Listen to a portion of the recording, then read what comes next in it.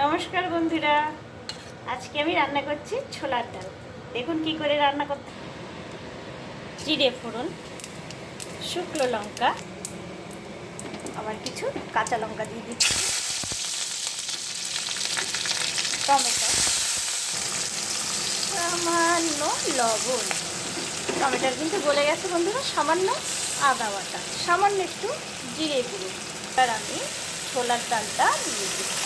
আগে থাকতে আমি এটাকে সিটি মেরে রেখেছিলাম, গলে গেছে।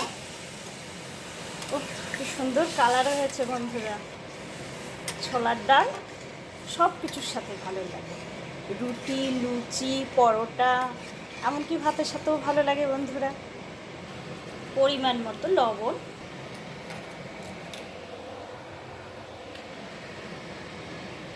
সামান্য একটু গরম মশলা।